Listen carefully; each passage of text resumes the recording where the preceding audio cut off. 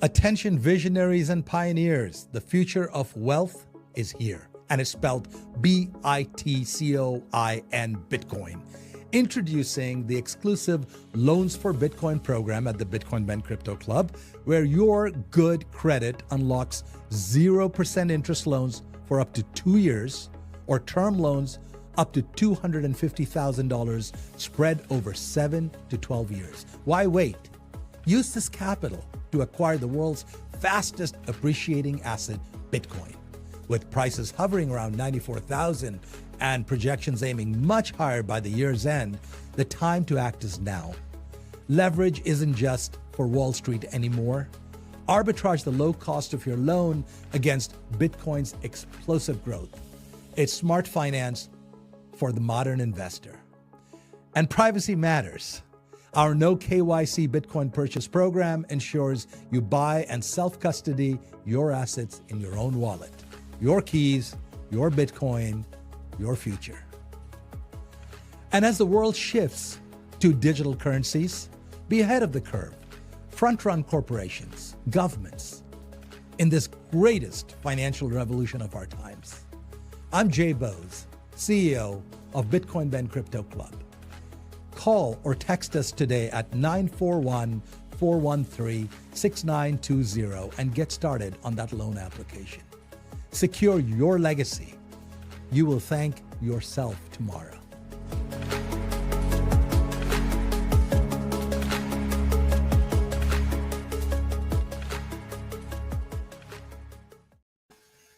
Good morning.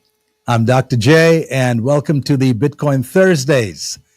We have a real exciting program today. I have a couple of guests, and we're going to talk about Bitcoin mining, and we're going to talk about real estate and moving your equity from real estate into the hardest money there exists. But before we go on, this morning has been real exciting already. As most of you probably are keeping track, Bitcoin was, last I checked, around 96,400, maybe more or less. And why is this moving? Because we expect it to move.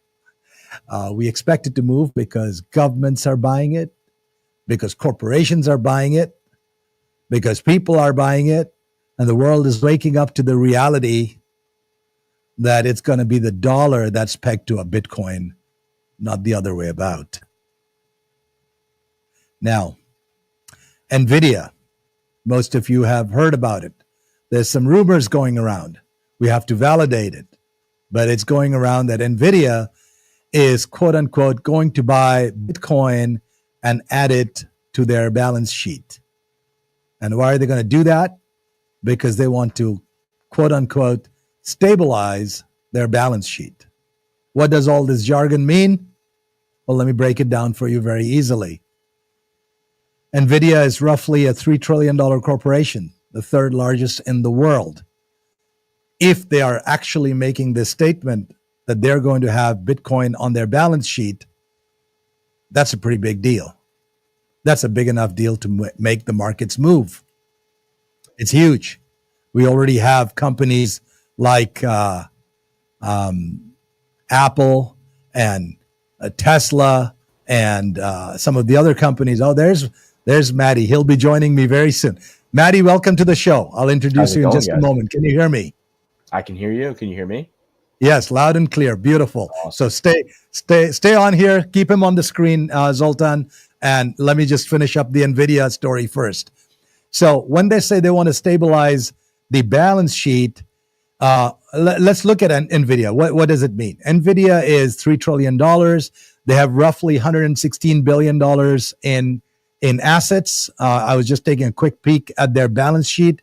They have roughly $32 billion in liability, $80 billion in shareholder equity. That's a beautiful number.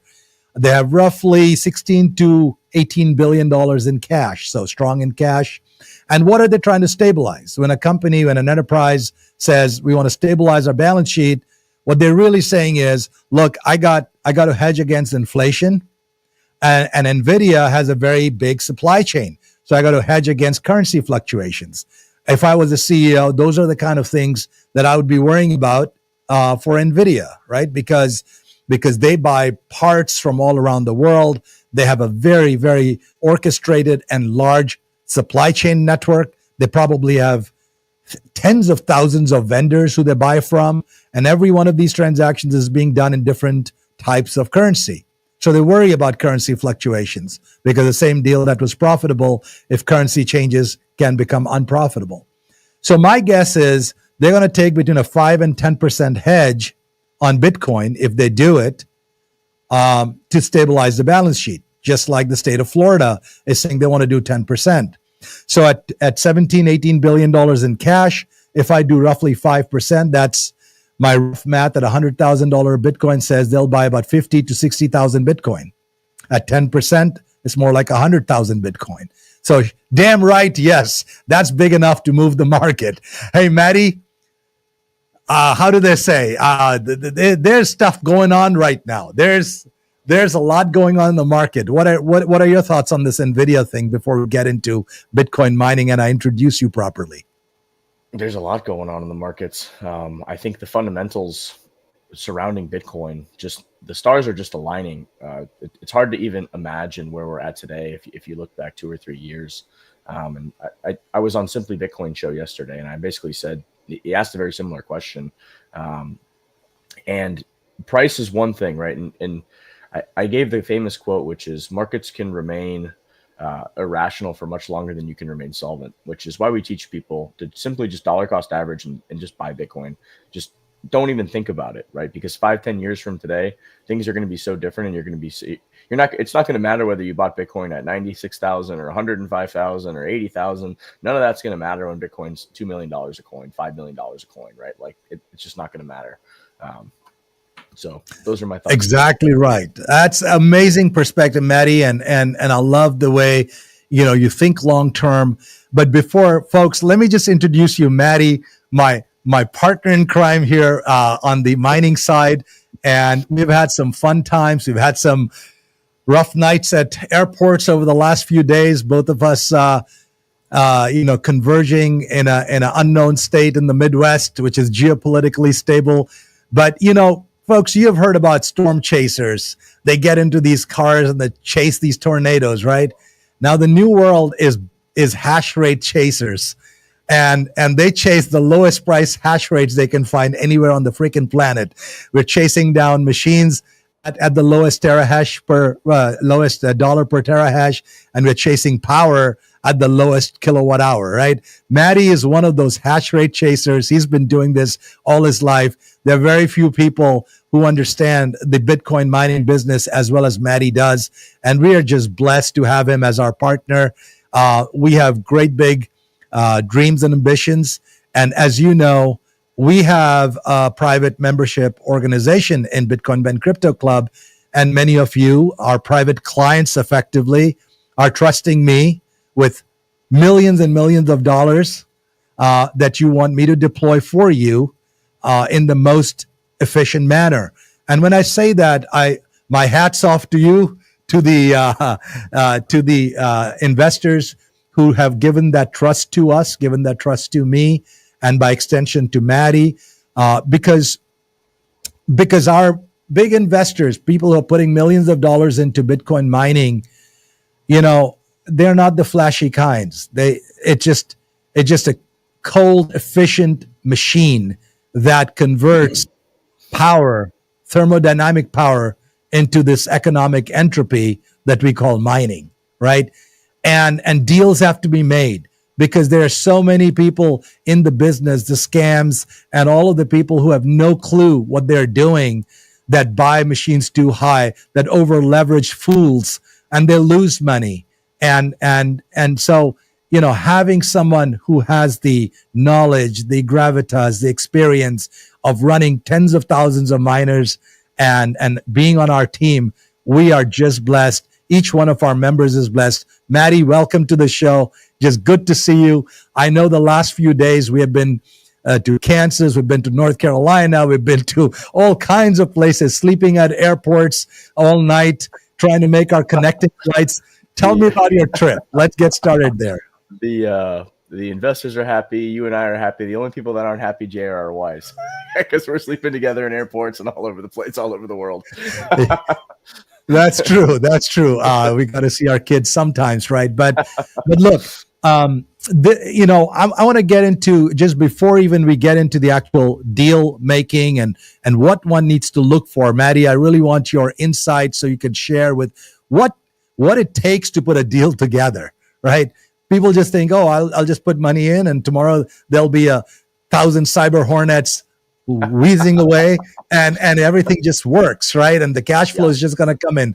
Well, guys, we're going to get under the hood today. We're going to look at what it really takes to deploy miners, to actually convert electricity into digital gold. Now, why do some of our investors even get into mining? And I say some of us because this is not for everybody. Okay, I want to say that upfront.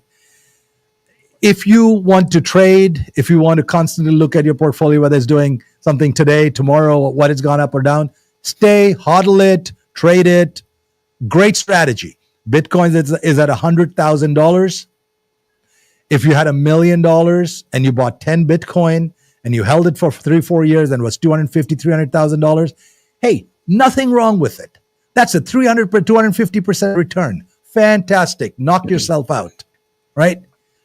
But for those few who actually are investors who see the long-term vision, who are willing to see the next 3-4 years and see their money going into controlling their own destiny instead of letting someone else do it, that's real wealth creation.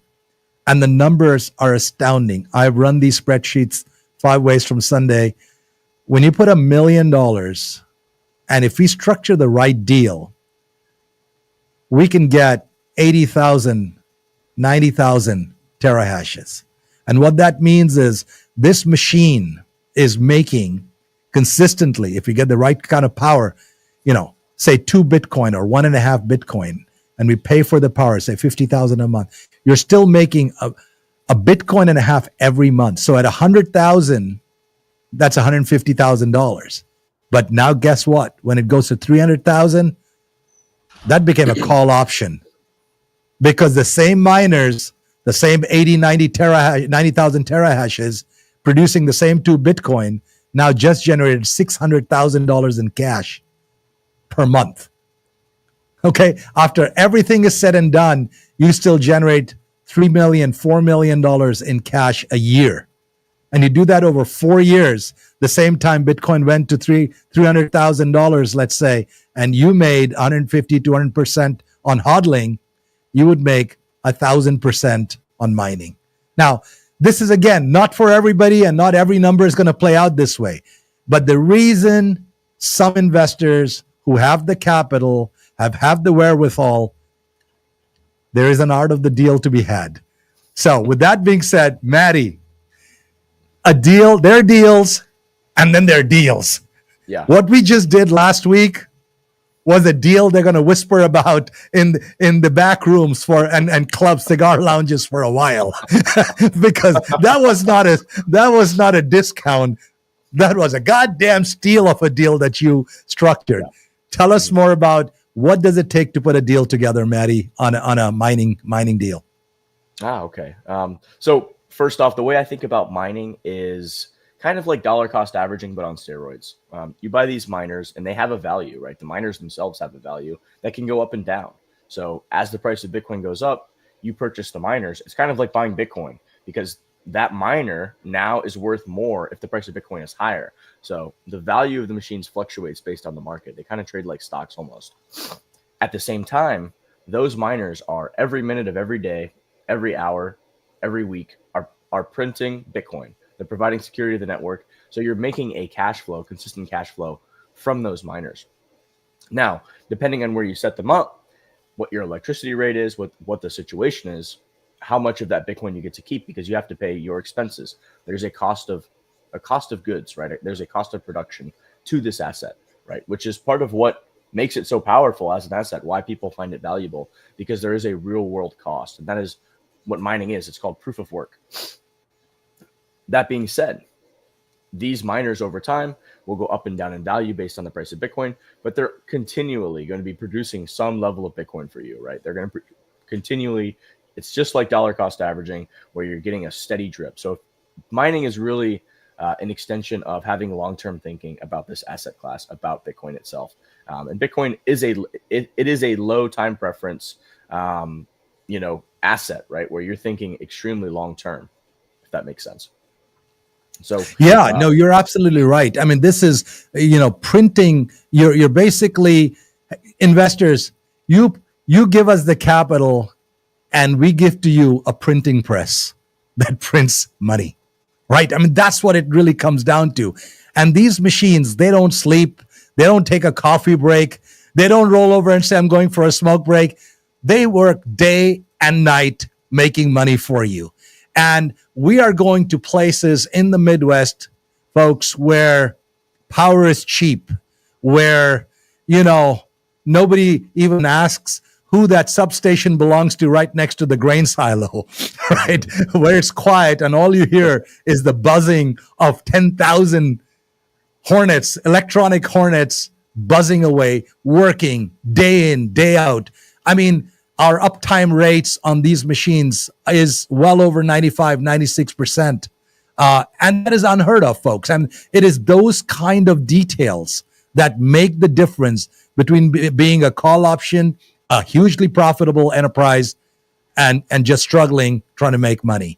So, Maddie, talk to us about what are some of the parameters within the machine deal itself that we need to look at. And then let's get into the power side of it, the hosting side of it, the geopolitical insecurities.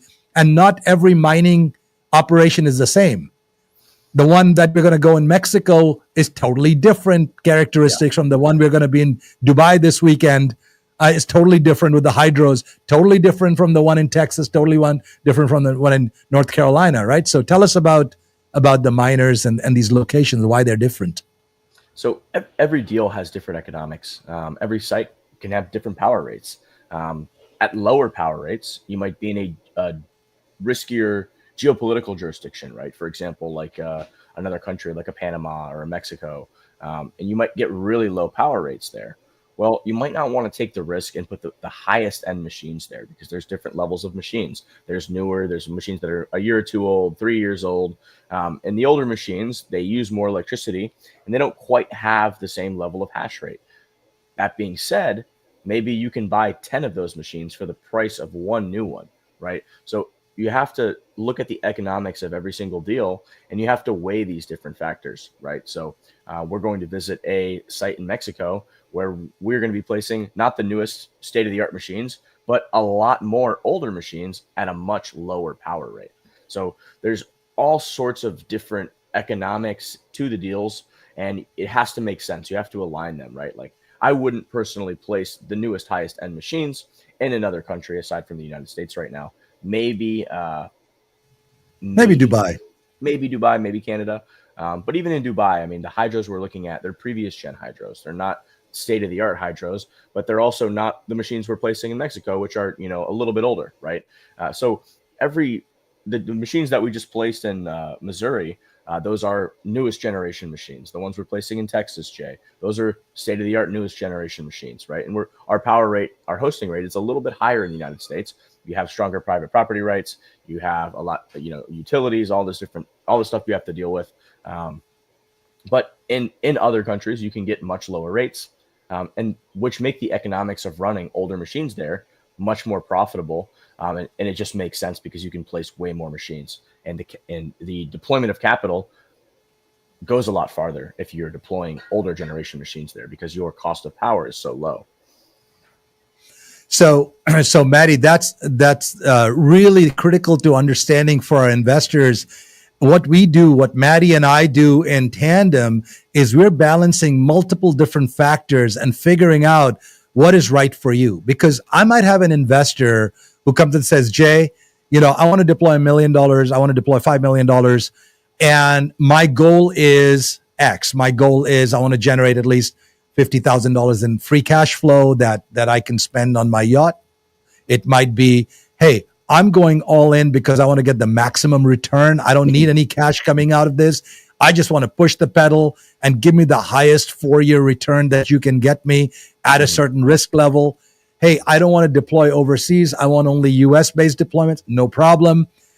And at the same time, so while I work with Matty and he's technically very, very deeply qualified to understand these, we run well over 7,000 machines already in our portfolio, and we're working on getting another 4,000. So, once you start to deploy 10,000, 12,000 machines, there is a certain body of knowledge that comes from that. Each one of these machines is, 180, 190 exahashes. We're starting to control very large amounts of power. We're talking about 50, 60, 70, megawatts of power. We're talking about millions and millions of terahashes. I mean, we're starting to get up in the exahash range cumulatively.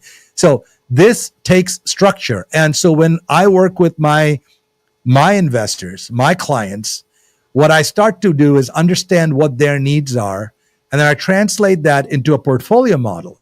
So if I have a $2 million investor, Matty, we might collectively between you and I decide, hey, let's put $1 million into the call option in let's say in South Carolina or any other state. We won't disclose the locations. And we might say we might put 500,000 into basically a backstop where the cost of mining a Bitcoin is $32,000, right? But there's a higher geopolitical risk, but we know we'll make money. Even if we make little money, we'll make money consistently, and we might deploy something in a longer term play where we're getting a 2-for-1 kind of a deal in Saudi Arabia, in Dubai, right? So what we do is we balance out the portfolio by looking at products, what Matty's providing for us, different kinds of products, different kind of behaviors, different kind of return rates, but we make it together between his brain and mine. We kind of put this deal together, and then we go out and actually negotiate it, right, Matty? So do you want to add something to the portfolio model that we're putting together? Yeah, I mean, so once we get over a certain amount of capital that we're deploying into an LLC or an investment opportunity for somebody, I like to diversify the risk, right? Because in any business, in any limited liability company that you're doing, there's always risk, right? I've never personally had in my 10 years, I've never had a natural disaster or a fire or any kind of issue that like an act of God, right? But you have to realize that those risks are still present. There's always bad things can always happen. So instead of putting all your eggs in one basket on a deployment, I like to spread that around across a couple deployments, right? When you kind of get to that $2 million mark, it makes sense to deploy some funds here, some funds here, and some funds here. That way, if anything happens bad at one location, you still have the rest of your operation running smoothly. There's never a problem. So diversifying risk is a big thing, and it's smart to do in any business structure that you have. So that's what me and Jay are looking at, that, discussing that, and then acting upon that, right? Which is like, as much as I want to travel all around the world, which is, it's amazing, but obviously you have kids, you have a family. I mean, but we're doing this just to do our due diligence, make sure everything is perfect, right? Perfect. So yeah, let me pick up on that word, acting upon it. So guys, understand this, and I want to take people through the art of the deal as well, Matty. So let me just paint this scenario for you. Matty and I, we showed up in this little podunk town, rented a car, drove out to the middle of essentially nowhere, saw a bunch of machines humming in data centers. We've seen them running in containerized facilities, all kinds of. We checked out the power, we checked how the wiring is being done, all of that. But at the end, the guy we were doing this deal with, we didn't have a middleman. We actually directly dealt with the seller. And what was beautiful in this was that, these were installed machines. So we take into account, hey, we could go out and buy, these machines are less than 3-4 months old, but they're fully installed, operational, and humming, which means the moment we do the deal, they're making money for us, right? As opposed to going and buying the newest machines, getting them, flashing the BIOS, installing the software, installing the middleware, installing all the operational software that we need to monitor it, installing them in the racks, racking and stacking, get the cooling right. That could take a month, up to 4 weeks, 5 weeks before we see the cash conversion cycle kick in, right? So we were headed over, and he said, "Let's come over to my house." And this man had this beautiful older house. Maddie, what is it? Was it a museum? Was it a what was it? It was some. I want to say he said it was like part of like Ringling or some kind of like old circus people with people. Yeah, it was one. He said Ringling, and Ringling used to have this as a museum. Or just we went in, it's all wood, and it's just amazing place. And literally like the old days, there was a long 8-10 person table, wooden table, a huge room, and we just sat down across this guy, and he had his son on the phone, and Maddie and I on this side, and we started dealing. Right, we were dealing. We were sitting here with several $1 million in cash, not in a handbag, but on our crypto wallet. Right, he could see that we had the money, and Maddie started the negotiations. I think we started somewhere at 1820 per terahash, and then came the steal. So Maddie, talk about the art of the deal and what it takes to negotiate a deal. What are the deal points? What are the kinds of things that caught your attention? And without going into specifics or disclosing anything, give us a feel for how the deal flowed over the next 6 hours. Yeah, it was a very nice guy. It was a great negotiation, and machines were turnkey, significantly under the market value price where we ended up settling on. But like in any kind of business or thing that you do, if you're an expert at your business, your trade, there's things that, things that you know, there's things that you know that you don't know. And then there's things that you don't know, right? Which is why you have somebody like me who knows those things, right? Like that's where I can really provide value to a deal. Typically when you're renting, when you have machines that you're deploying at a facility or a data center, just like if you're renting a house, they're going to ask you, hey, I want first month, last month security, right? That's very standard in this industry, especially in the United States, where, if you're putting 10 machines at a site, they're going to look at the power cost of those machines for a month. And then they're going to ask for, the first month, last month, and sometimes a security deposit. So you could be essentially prepaying 3 months of electricity to this host, so they know that you're good to pay, that you're going to pay, right? I've been doing this for a very long time. So within my network, obviously I've deployed millions of dollars worth of machines at all different sorts of sites and done business with a lot of these guys for many, many years. So if they know me, obviously I'm going to tell them, no, I'm not paying that. That I pay. So any deal that I bring, there's none of that security deposits or anything like that, which is important because that means that more of the money that the investor puts up can go to purchase machines, as opposed to taking $1 million and then taking $150,000 of that and prepaying electric rates with it, right? You get 15 to 20% less machines on a bulk deal. So this particularly new host that we just met, I did not have a relationship with, right? So where we deploy these machines, that's why we physically were on site inspecting. And the standard industry practice would be that, you pay first, last, and security, which on this particular deal was like $170,000, right? So that's right. I was able to negotiate. We were able to negotiate, not having to pay any of those deposits, right? And essentially getting turnkey deal done where the machines are. Now imagine that. That's 15 to 20% of the cost. So that means we just generated. I told you about hash rate chasers. We just got 20% more hash rate. Yeah, exactly. Right. So typically that would never happen.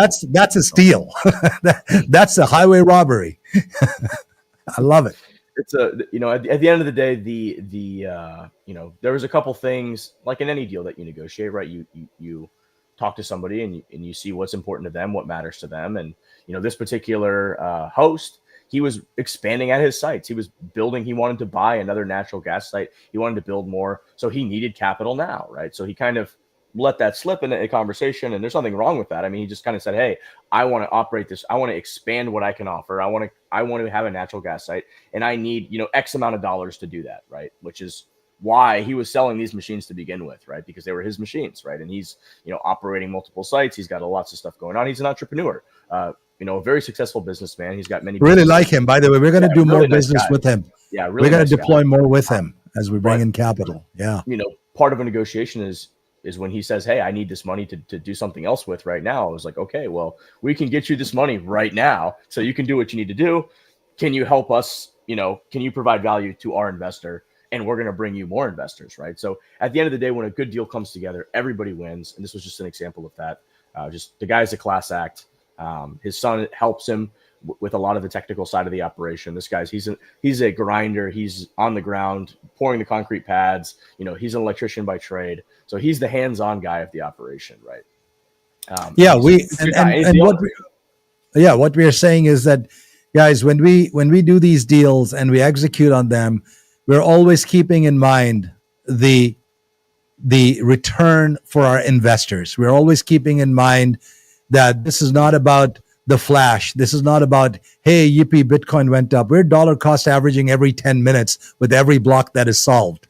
We are in it for the long-term investor. Forget stocks, folks. Forget stocks. Forget rental properties. That's pedestrian stuff that we're talking about.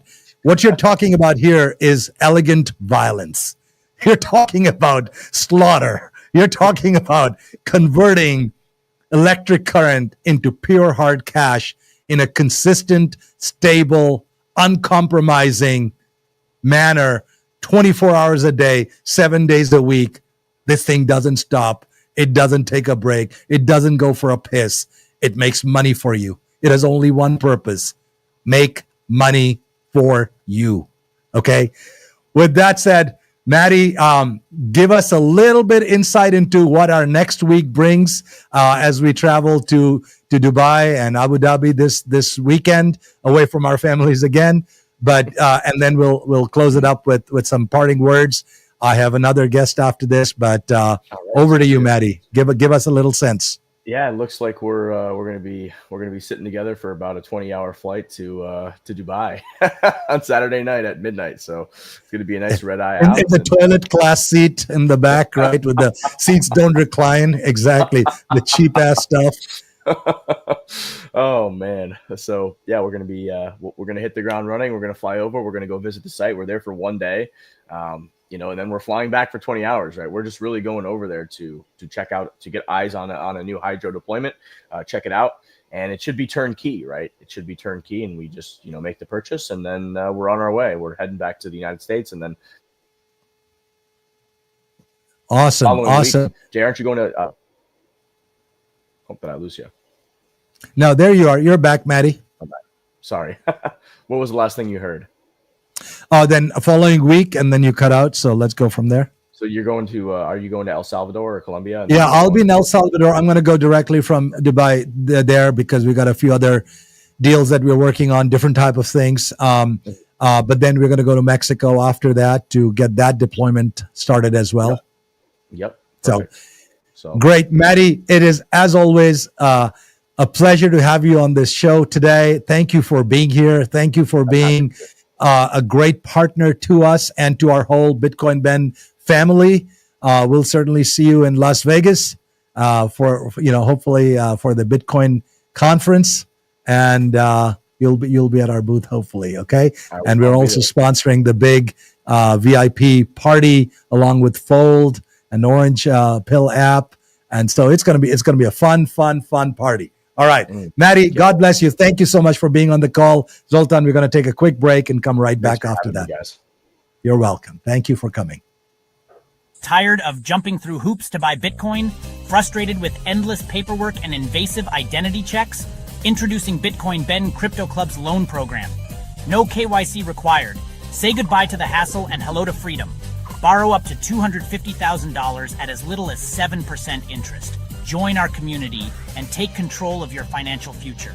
Bitcoin Ben Crypto Club, where privacy meets opportunity. Connect with like-minded individuals and grow together. Visit us today and unlock your $250,000 Bitcoin loan. Your journey to financial freedom starts here. Okay. There we go. And we're already live? Okay. And we're back. Great. Fantastic. Now, can you do a quick mic check for Holly? Yes. Can you just speak a few things? Hi. Good? Yes. Okay. And we're back, ladies and gentlemen. All right. Now, some of you have already heard about our Home to Huddle program. This is a brand new program, and I could not be more serious about how important this program is going to be for many of our members who are homeowners. Now, you all remember the crash of 2008. You all remember how the equity of your home disappeared overnight. And the years of mortgage that you paid, the years of blood, sweat, and tears that you put into creating that equity vanished just like that. Now, I'm not suggesting that 2008 is happening now. What I am suggesting to you is that there is a better option. After 2008 crash, with all these different factors that went into crashing, its systemic factors, Satoshi Nakamoto came out and started this little thing called Bitcoin. In 2009, he wrote that white paper. He decided that no more of this. When things crash and the little guy loses all his money, it's the banks that cause the crash that get bailed out. Oh, by the way, to rub salt on the wound using taxpayer money, right? He swore that he was going to create a sovereign currency and he would never let that happen again. The time has come where we believe that the price appreciation of a home is now going to taper off. Over the last several years, home prices have gone up. Your equity has gone up. But now we are at that point of inflection where it is less likely, probabilistically, that the home prices will keep going up. Everything that goes up must come down. So we're starting to see that stabilization happen and potentially a downward trend. A loss in value on homes. I see in my neighborhood so many homes up for sale. That number is going up. Realtors look at those kind of numbers and say, those are leading indicators to potential price decline. And what a price decline means is that your equity is going to decrease. How much will it decrease? That depends on how much the decline is and what percentage equity you hold. But there's going to be a decrease. So the question you have to ask yourself is, do I want to keep this valuable equity? And for many families, by the way, that home equity is the largest amount of wealth that person has or that family has. Do I want to keep that largest amount of wealth in something that's going to keep decreasing?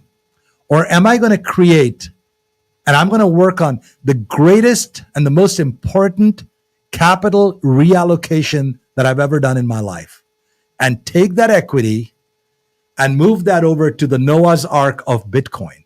And I'm going to move that over to a stable, sound currency that not only has shown to hold value, it has appreciated on average, on a risk return adjusted basis, 60% year over year.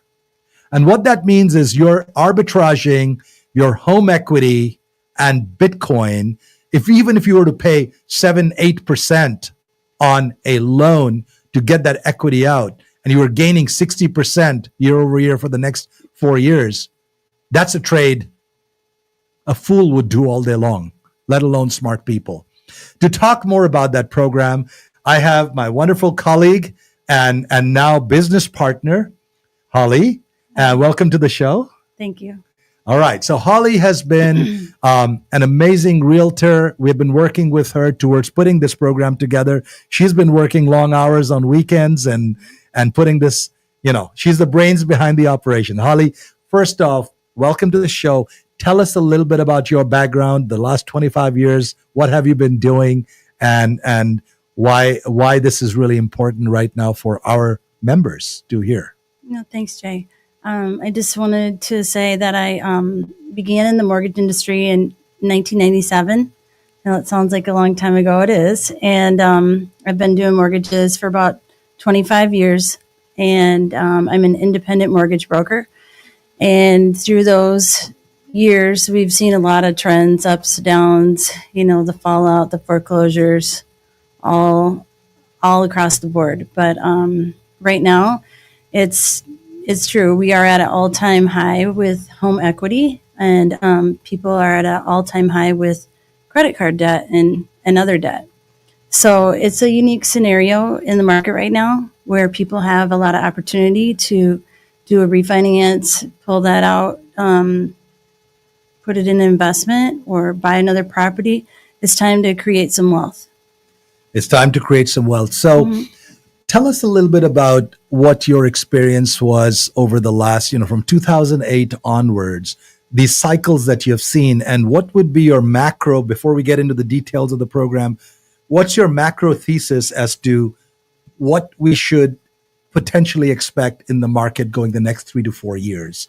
Yeah. We know what Bitcoin will do. We want to know what real estate will do. The projections of the market for mortgages and the home industry, I would say in 2008, we saw a lot of restrictions and new programs, a lot of new laws, guidelines, federal, state laws, all were revamped. Mortgage industry was revamped for each individual mortgage person to be licensed in each state that they're doing business in. And so a lot of new restrictions because of the 2008 meltdown, and a lot of new programs came out. However, since COVID, the trend of a lot of equity has gone skyrocket really, really quickly the last 6 to 8 years. People are buying multiple homes, second homes, investment properties. And the values have been, over the last 3 years, been going up and up. However, now, because people are recognizing the trend that the market is starting to stabilize and trickle a little bit on the downward side, many people are putting their homes on the market because they do want to sell at the highest rate, and they want to get that cash. So that's really what their focus is right now.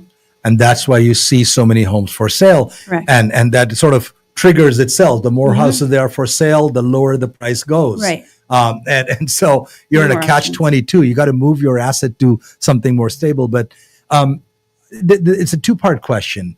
One, you said it's stabilizing, perhaps even trickling a little bit downwards. The question on everybody's mind is, guys, are we going to see another bubble burst and seismic kind of a movement, or do we see this more as a gradual movement?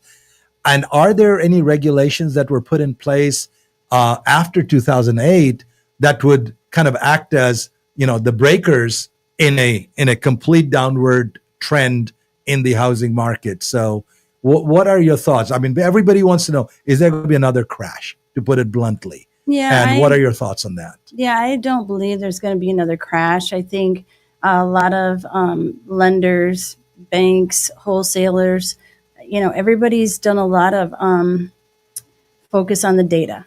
And I think that's the difference between prior to 2008 and today is the data is readily available because of technology. And so everyone's studying the data of current mortgages, the current programs, the current trends, and, each market is separate.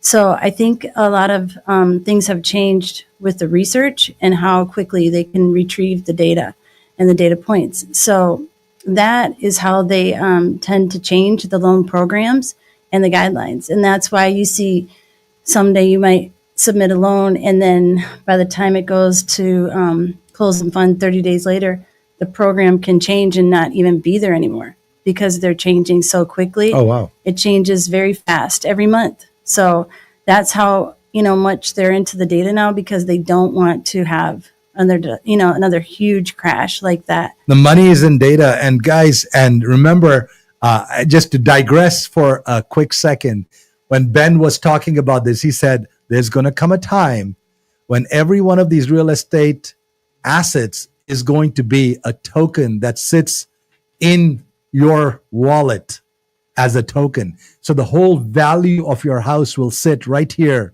on your computer, which you'll be able to close and trade and move around at will. So as you can see, it's the time, that old world where it took months to close a house is starting to drop because the data is there now, and eventually go logically down the same progression. That time will get shorter and shorter and shorter till it becomes essentially a token in your wallet. So keep in mind what Ben has been telling you. What he told you 5 years ago is every one of those things has come true today.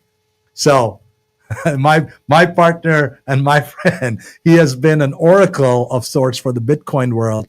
And he said to me, he said, Jay, this is the most important program you'll do for our members right now, because our members need to have the dignity to preserve their equity, to preserve their wealth. So the good news here, Holly, what I'm hearing is that you do expect not a crash, but if there's a trickling down, maybe it's going to be a slower decline, but Absolutely. It's a downward trend right now nonetheless. Well, I think we saw an exponential increase that was really not validated after, during COVID, because the values just jumped so much Artificially. Yeah. And it was just because of demand. That's right. Right. So we have supply and demand.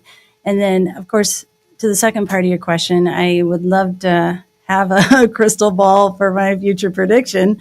Right. But I think mostly, I think the market is going to just do a small correction, in the right direction, which is going to go down a little. And you're right, because during the COVID time, as you know, and I'm one of those transplants, we moved to Florida, 5 million new people. And these were not, these were people who had just sold their homes. They came in with cash. They priced up the market, frankly, especially on the East Coast, even on the Gulf side. You look at Naples, you look at some of these areas. I mean, the prices are through the roof. It's almost unaffordable in Florida. So I think places where the net migration happened, net out, inflow happened, Tennessee, Florida. I mean, these are places where the price of real estate actually got inflated artificially. Mm-hmm. And those are the places which are probably going to feel the first wave of the smaller corrections and trickling down. The other thing that I think we keep our eyes on is, the unemployment rates. And now with the Trump administration, unlike 2008, we actually have a pretty nice, decent employment rate right now. We have a fairly stable workforce. And with these tariffs coming into play, we are conserving American jobs more so than before. In fact, the incentives are being put in place to create, to give incentives to companies, and even tax breaks. I've been hearing some talk about that, to companies that actually relocate back into the U.S. So some of our bigger corporations that have traditionally employed and worked in overseas countries are going to pull back and bring them here. So if our employment rate stays pretty good, unemployment is low, I think that is going to soften the crash as well. But nonetheless, the value decline, especially in certain parts of our country, is inevitable. And when you see a train coming down that track, which says you have a pot of gold here called equity, and there's a fairly good chance that this equity is going to shrink in size, if you don't act on it, and if you don't do something about it, you're just being a fool. No offense. So we're here to help you to do something about it. Holly, tell us about the Home to Huddle program.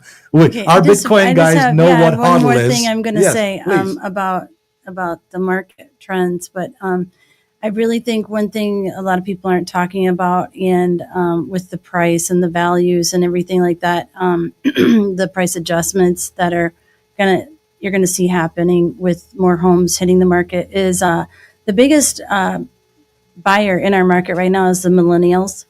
And see, they're younger. They don't have as high of income, as, the older generations, because they're just starting out. And so they're looking at the market, and it is really super expensive. Yes. And then they're thinking down payment, where do I turn? Where do I go to? I don't, and the biggest misconception there is they think they need 20% down to purchase a home. So that's absolutely not true. But that is what, they've been told by their parents, which is okay. But that's a lot of money. How much do they need, by the way? 5%, 3%. And we have structures for that. Absolutely. Fantastic. Yep. Now tell us about the Home to Huddle program, because we've got a lot of members in our club who have built a lot of equity. They are listening to us right now, perhaps saying, hey, this is something I need to learn more about. I need to pray about. I need to consider. It's a big move. It's a big, important decision for myself, my kids, for my legacy. Tell us a little bit about what this program is.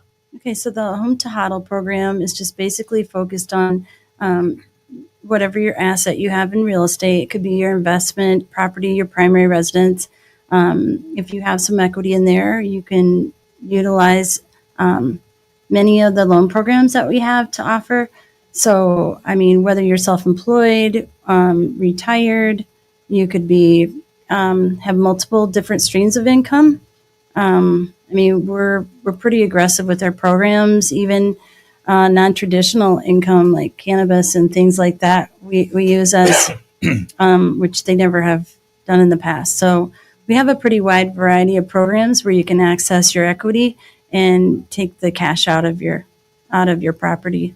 So And once you take the cash out, we have programs in place to bulk Bitcoin purchase programs that we get you into, and we can move that into a safer harbor, into a safer asset. That's part two.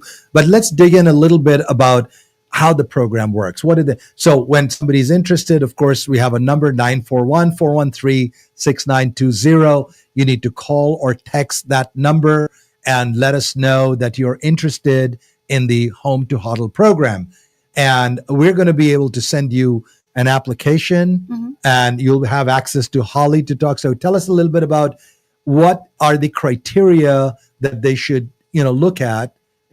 What percentage of equity do they need to have? What are some of the big qualifiers that you see before we transfer these applications over to you?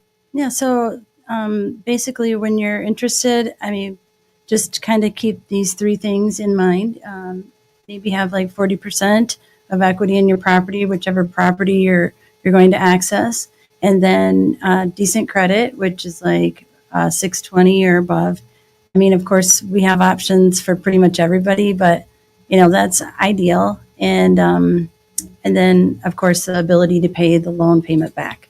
So whether you're self-employed or just W-2 employee or you're just retired, it doesn't matter. As long as you have the opportunity to pay it back, and that's the goal. All right. So guys, these three qualifiers are the preliminary qualifiers. You need to have at least 40% equity in your asset, in your home, in your second home, or whatever asset you're talking about. You need to have a decent credit, although we do have programs for this Home to Huddle for less than the 620. But ideally, to move it fast, we can, that's requirement. And number three, that we need to have some source of income, even if it's a non-traditional source, which basically says, I'm able to pay back this program, right? So these are the three very, it's not a high bar. Most people who have homes qualify for this. So now tell us, Holly, then once they let's say those who are listening to us, they say, okay, I qualify, and they call us in. What happens next? What is the next step of the program? Yeah, then I'll just give you a call back, have a short interview, and make an estimate, return your call, and then we'll have a discussion, answer your questions, and then you can make a decision. So the question on their minds is, hey, Bitcoin's moving up. How long will this loan process take on average? I understand there'll be different. Usually 3 weeks. It takes about 3 weeks. Sometimes it can be short as 2. Sometimes it could be 6 weeks. I don't really see it often taking 6 weeks, but I like to just set that expectation and do better and exceed that expectation, of course. Right. All right. So the other question that often my clients and our members will ask is, so, let's say I have $300,000 in home equity, which is the average for homeowners for our country. So I'm just going to use that number. What kind of loan to value, how much money can I get out if I have, let's say, $300,000 in equity? Roughly, if I qualify with the score and I have the ability to pay back, what am I looking at? How much cash am I looking at? Well, it depends on, your loan program specifically. And since I'm an independent mortgage broker, I don't work for the bank. I don't work for a specific boss bank. I have no, ties to anybody. I'm just working strictly for you. I'm going to work and check the, top 30 investors that I'm signed up with and see who has the best program, the best rate. And really, I'm going to do the shopping for you. that's my job. I don't do much shopping outside my job because that's all I do all day. But, that's a part of it. But I'm going to do the shopping for you. And I'll be working, for you and to get you the best deal out there. So that's the focus. And, it just really depends on the program and the conditions for the terms. Sometimes you can get, half of that equity out in cash. Sometimes you can get, 3/4 of that. Well, up to cash. 75%. Yeah. It just depends on the program and your actual scenario, because everybody's different with their income, credit, and, the equity. So it's really particular. Got it. And you have different types of programs that'll fit the specific thing. Another question, Holly, that comes up is, look, I got my home a long time ago. I have this amazing fixed 30-year mortgage at 2.9%. I don't want to refinance any of that because now the prime lending rates are higher. Can I still participate in this program without refinancing what I got? Absolutely. So we have, we have a second mortgage, which is closed end. So where you would get all of your money when you close, and then you have a set payment for 20 years, and you know exactly what your payment is for 20 years. And a lot of people like that because it's determined, it's final, right? Some people like to get a home equity line of credit, which is different, where at the beginning of the loan, you have an opportunity for a set amount, like say $150,000.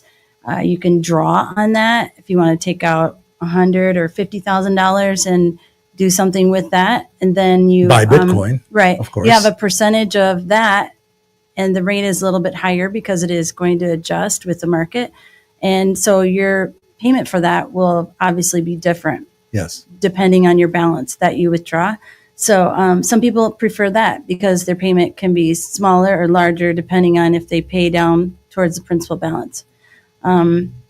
But those, you have a period of time for about 7 years to draw on those, and then about 15 or 20 to close it, or after 7 years it closes, and then you have to pay it back over 15 or 20 years. Those are home equity lines of credit. So those two options. What I really like about what I'm hearing, guys, is the following. Look, firstly, you can still keep your low interest, long-term rates that you already had. You can pull out the equity. And what it tells me is this. These are over 15 to 20 years that you're paying back. But guess what happens? When you take that $300,000 and you put it into your Noah's Ark of Bitcoin, and Bitcoin starts to break, and with, I started this show with NVIDIA potentially buying Bitcoin.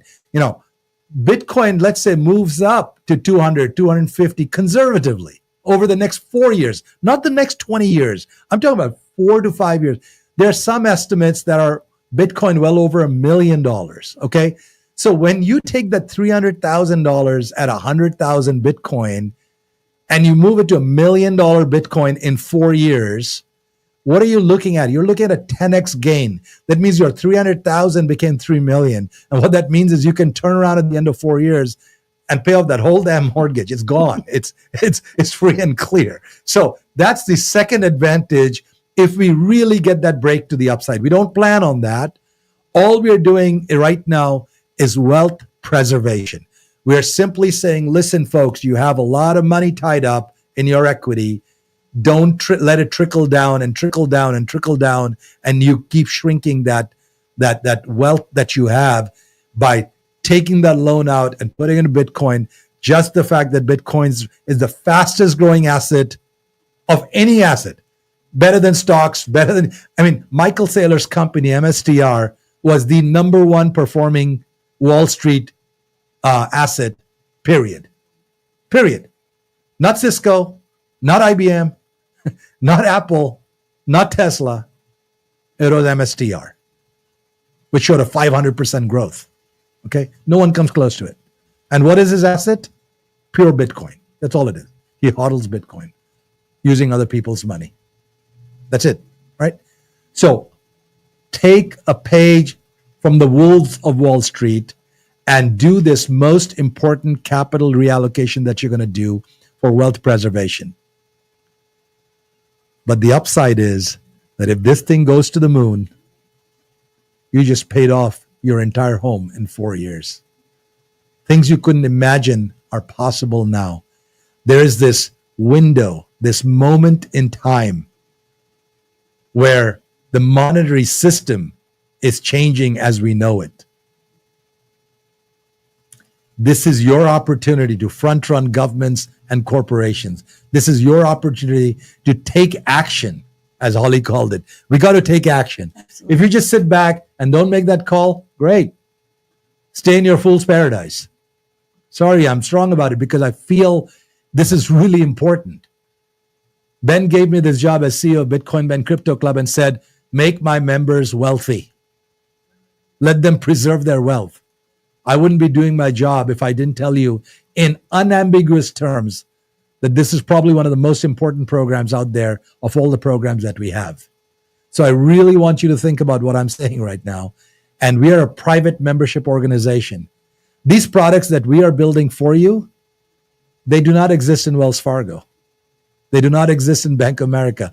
None of the banks, none of the Wall Street companies have products like we are offering you as private members, because we can, because we are nimble, because we can move fast, because we got our pulse on the trends of the market, because we have experts like Holly who are a part of our team bringing these solutions to us.